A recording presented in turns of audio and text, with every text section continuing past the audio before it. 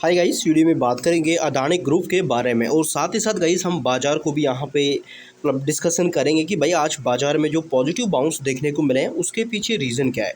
Then important guys कि जो देखिए हमारा ये वीडियो है ना, ये टोटली एजुकेशन पर्पस के लिए रहेगा।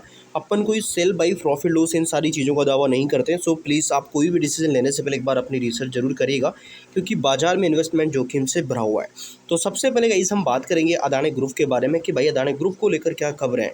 जो यहाँ पे फंड्स थे यानी कि अडानी ग्रुप में जो निवेशित फंड्स थे उनको लेकर सेबी ने हाल ही में कुछ यहाँ पे एक्शन लिए थे, कुछ अपडेट नज़र आ रही थी। तो गाइस क्या अपडेट्स है क्या नहीं है वो आपको इस वीडियो में देखने को मिलेगा।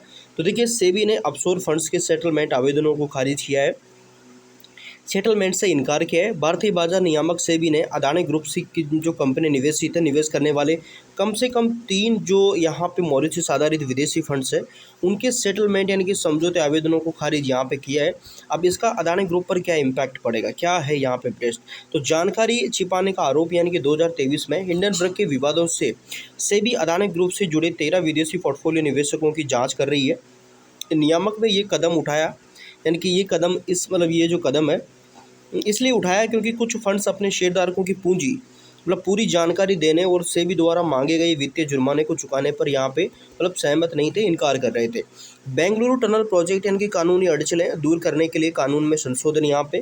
तो देखिए राजनीतिक सरगर्मी और नए बिल यानी कि अडानी ग्रुप के चेयरमैन गौतम अडानी ने कर्नाटक के deputy CM DK Shivakumar से उनके आवास पर मुलाकात की थी। इसके ठीक एक दिन बाद कर्नाटक सरकार ने राज्य विधानसभा में मतलब सदनों में 2 कानूनों में संशोधन करने वाले बिल पारित यहाँ पे कर दिए। प्रोजेक्ट का रास्ता साफ यानी कि अडानी इंटरप्राइजेस बेंगलुरु के 16.75 किलोमीटर लंबे नॉर्थ साउथ जो यहाँ पे टविन टनल रोड प्रोजेक्ट है उनमें लगभग 22,267 करोड़ रुपए के लिए सबसे कम बोली लगाने वाली एल फर्स्ट यानी कि लेवल फर्स्ट की जो कंपनी है बनकर उभरी है।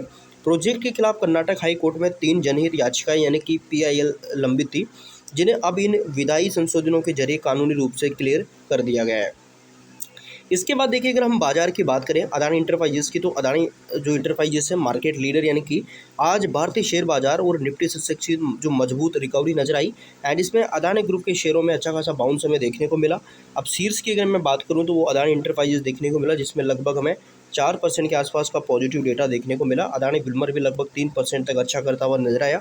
इसके बाद अयोध्या में डिजिटल शिक्षा यानी कि अडानी फाउंडेशन की एक बड़ी पहल है, जिसमें क्या करने जा रहे हैं कि गुरुकुल में कंप्यूटर लैब यानी कि अडानी फाउंडेशन ने उत्तर प्रदेश के अयोध्या में स्थित निःशुल्क गुरुकुल महाविद्यालय में एक आधुनिक कंप्यूटर लैब का निर्माण किया है। गौतम अडानी का बयान, चेयरमैन गौतम अडानी ने सोशल मीडिया प्लेटफॉर्म एक्स पर खुशी जाहिर करते हुए कहा है कि ये छोटा सा प्रयास प्राचीन ज्ञान परंपरा का डिजिटल युग से जोड़ने और नई पीढ़ी को नई ऊंचाइयों पर ले जाने के लिए है यहाँ पे।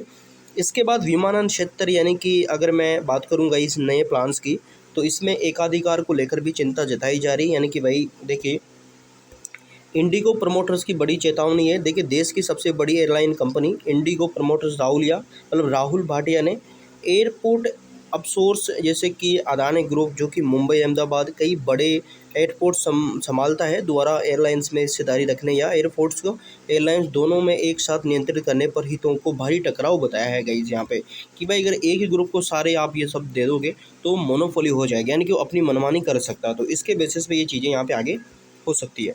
इसके बाद अगर अपन बाजार की बात करें, बाजार में आज अच्छा खासा पॉजिटिव डेटा देखने को मिला है। देखिए मुख्य सूचकांकों की अगर मैं बात करूं, निफ्टी 50 लगभग 115 अंक पॉजिटिव देखने को मिला। बेसिस सेंसेक्स की बात करूं 286 अंकों की बढ़िया बढ़त देखने को मिली। रुपये की मैं बात करूं 34 पैसे मजबूत होकर रुपये 95.41 पैसे पर देखने को मिला है। तो ये सारी चीज़ें आज हमें अच्छी देखने को मिली है।